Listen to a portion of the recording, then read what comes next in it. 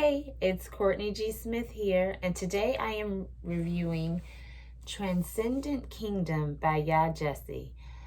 I completed this book well over a month ago, but just went back and forth about should I review it. It brought up so much, but in a different way from Yaa's first book, Homegoing, which I reviewed. And thank you so much for all of your feedback. And then thank you for the people who actually got the book and read it. And we've been able to have these wonderful dialogues. Just thank you. I really appreciated you giving me the feedback and then just taking the time to look at my reviews. That means a lot. But Transcendent Kingdom touched me in a very different way. I know it was focused on the main character and her evolution or journey through religion. But what stuck out for me was that you had this African family living in Alabama having a very American experience. And it just spoke to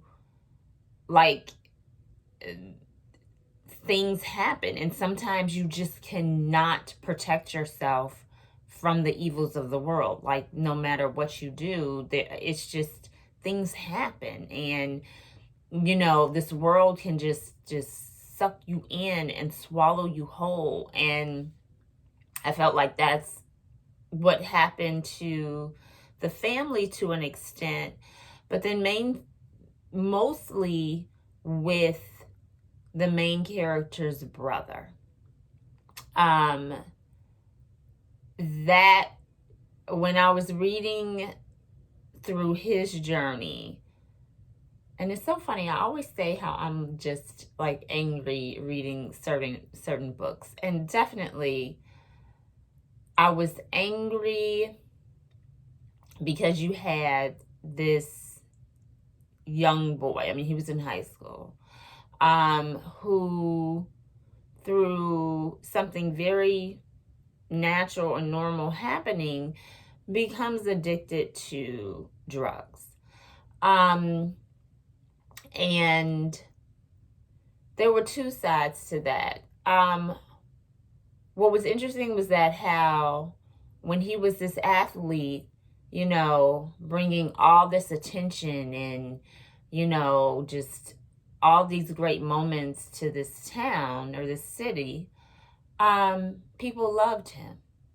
He was just placed on this pedestal.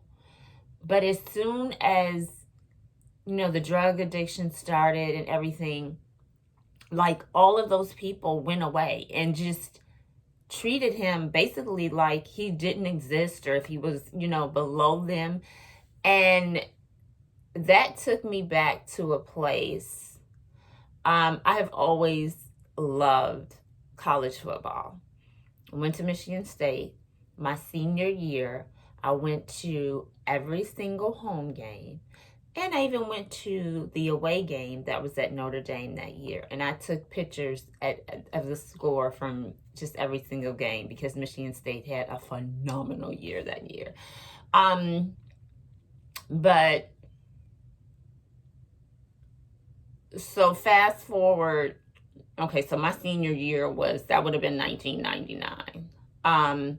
Fast forward to, I believe it was 2016.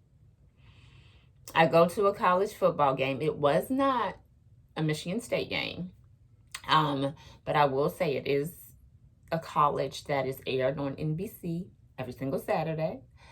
And I remember being in the stands and listening to the alumni and these older people, mostly Caucasian people, yelling at these kids in a way where it was like they owned them. And it caught me completely off guard because I was like, wait a minute. Like, it just, energetically, it did not feel good. And in that moment, I was like, these kids need to be paid. But that's for a different YouTube video. But that kind of, like, you know, as long as you're doing something for me and or generating some type of money or recognition or something, it's like, okay, all right. But as soon as you make a mistake, you know, somehow you're just not human, or you don't deserve compassion, or you aren't given that leeway. So that made me, reading that, I was just very uncomfortable. Because I felt like the people in his town or that city just saw him as an object. They didn't see him as a person or as a human who could have a very human experience. And then the way that the family was treated because of that by the church people, oh my goodness, but I loved how the main character, although her journey through religion definitely took her from one particular starting point to a very different ending point, I love how, although she might have not been transparent with other people along the way, she was always transparent with herself. And I think that is so important, that we are just real with ourselves and we give ourselves that space to feel what is going on at that moment and to allow ourselves to have that experience. So I don't want to get, again, I don't like doing book reviews that give away too much, but I do highly recommend Transcendent Kingdom by Yaa Gyasi. It was a pretty easy read, and it differed with Homegoing in the sense that Homegoing, I could only read so many pages at a time because there was just so much processing on different levels.